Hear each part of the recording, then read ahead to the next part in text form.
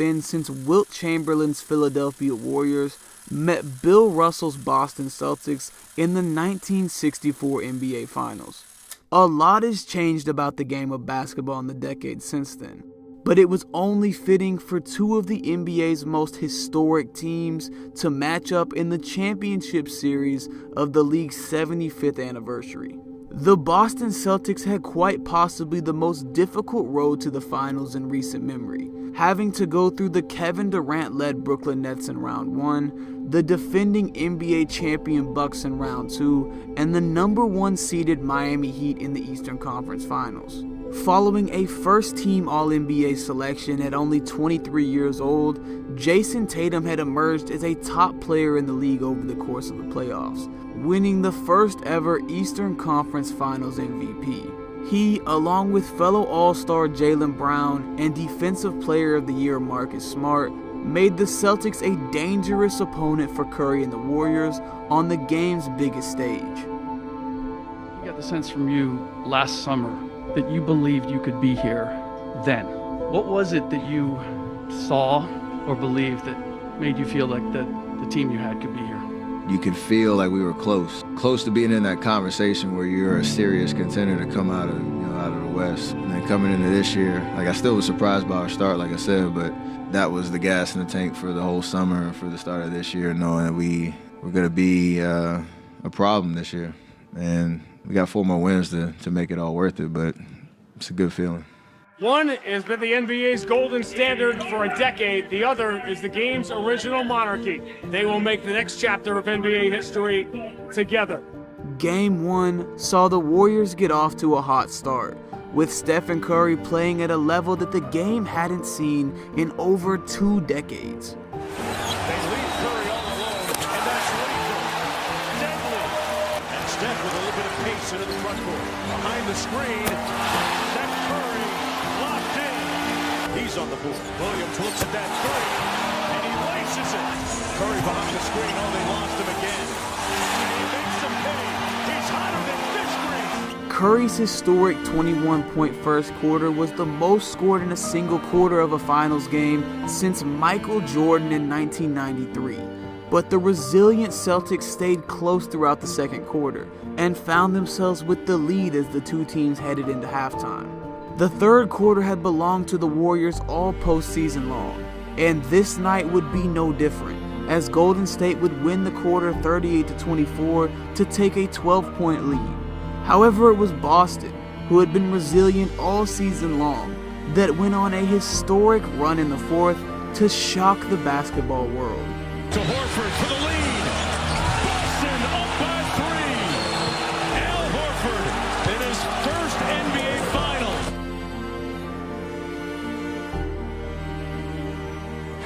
An 11-0 run for Boston. Brown on the baseline. Horford inside. Counted and 1. Celtics take game 1 of the 2022 NBA Finals. In one of the most surprising upsets in recent finals history, the Celtics had handed the Warriors their first home loss of the playoffs, stealing home court advantage and putting the pressure on Golden State for a must-win Game 2. It's not ideal, but believing who we are, how we responded all year, how we responded in the playoffs after a loss, so learned a lot from that fourth quarter. Obviously, they made a lot of shots.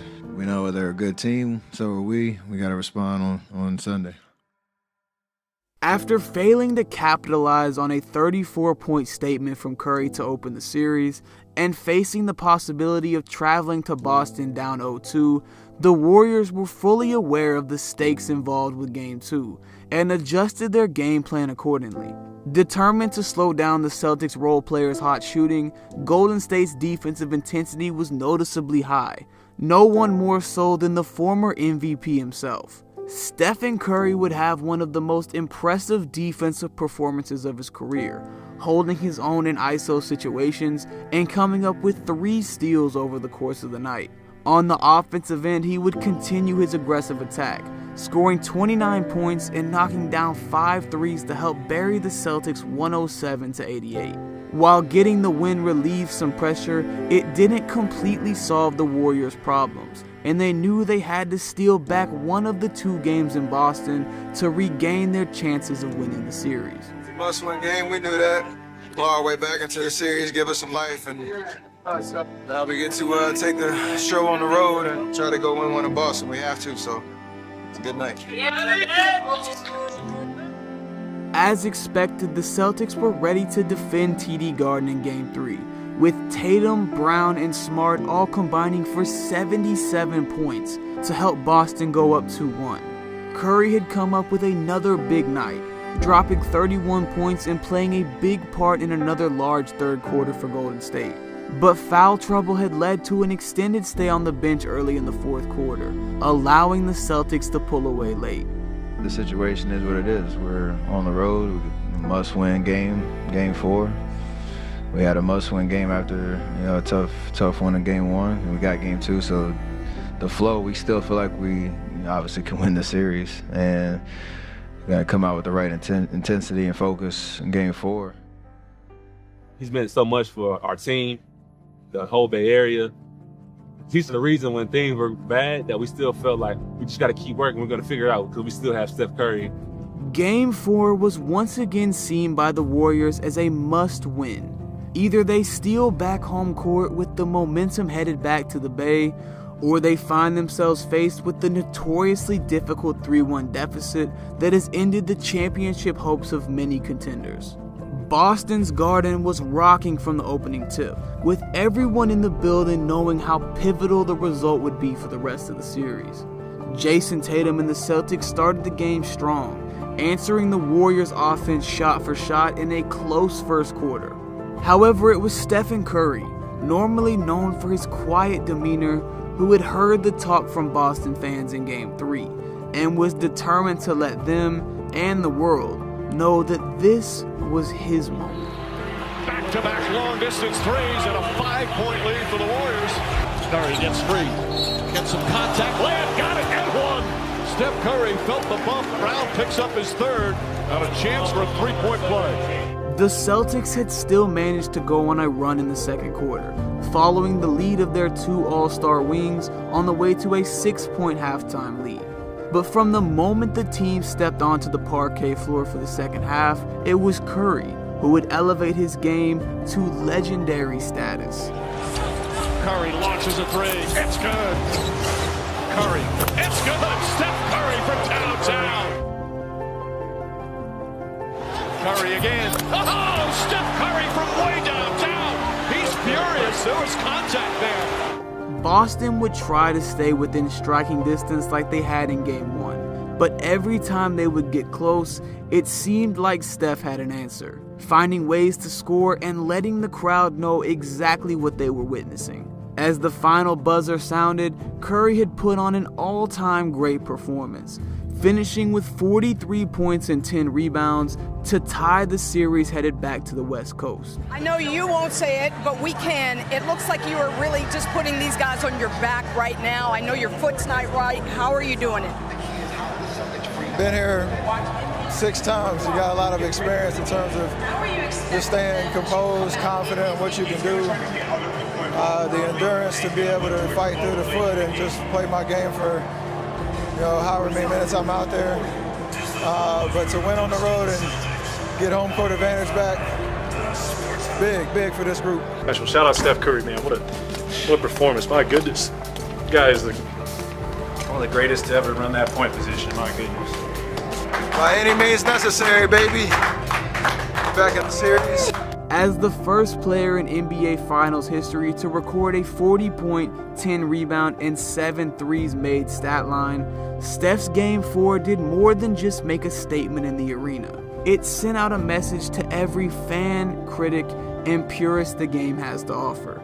Stephen Curry was not just capable of performing in the NBA Finals. He was out to prove that he's one of the best performers the game's biggest stage has ever seen.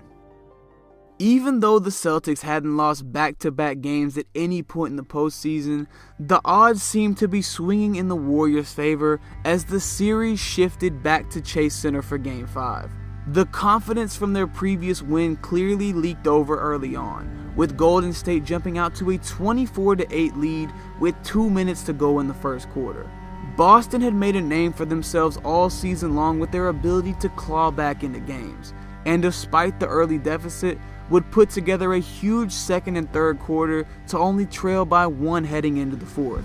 Stephen Curry had struggled from beyond the arc throughout the game, and would eventually fail to hit a single three for the first time in his postseason career.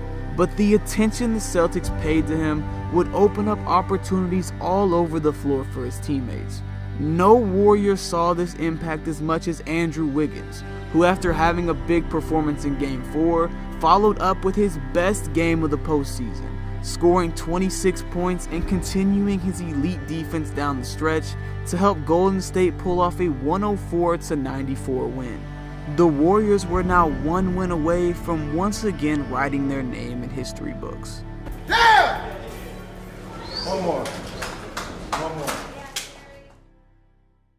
This is the moment for Steph to define and show everybody, I can carry a team to the top of the mountain and win a championship on my back. I think they smell blood. I think that Steph Curry, I have a very hard time imagining he's going to even come close to duplicating his performance from Game 5. I think he's going to come there in Boston and play lights out for the second game in a row. On June 16, 2022, the Golden State Warriors would step on the floor in Boston with the hopes of ending their season via an elimination Game 6. There was a heightened sense of urgency for the Celtics, who after overcoming 2 7-game series already in these playoffs, were fully prepared to stretch this series to its limit. The home team would come out firing, pulling ahead 12-2 early on in an attempt to shake the confidence of the Warriors. However, like champions do, Golden State would respond accordingly, and it would come in the form of a historic run unlike anything seen in the finals in the past 50 years. Three-pointer right side is good. Draymond Green tips it out to Poole. And Poole nails the three. Poole pushes, finds Wiggins. Wiggins throws it down. And the Celtics need another timeout. Golden State scored 21 in a row. The Warriors' 21-0 run forced the Celtics to play from behind the remainder of the contest. And although they would eat into the deficit slightly in the third quarter, it was Stephen Curry who would fittingly shut the door on Boston's championship hopes. Curry sidestep, wide open three. Got it. It's good. Steph Curry from downtown. Curry a long three. It's good. Steph Curry from way downtown. Some Curry chaos here in the third. Behind Curry's 34 points, 22 of which came in the second half, Golden State had achieved what seemed to be impossible early in the series, defeating Boston in 3 straight games and once again earning themselves basketball's ultimate pride. The emotion's just pouring out. It might be his 4th, but it means so much. It's over. The Golden State Warriors return to a familiar place. They're on top of the NBA world. The 4th title in 8 years. The Dubs dynasty is still very much alive. Congratulations. You are the 2022 NBA champions. And for the first time ever, he's an NBA Finals MVP. The 2022 Bill Russell NBA Finals MVP award goes to Stephen Curry.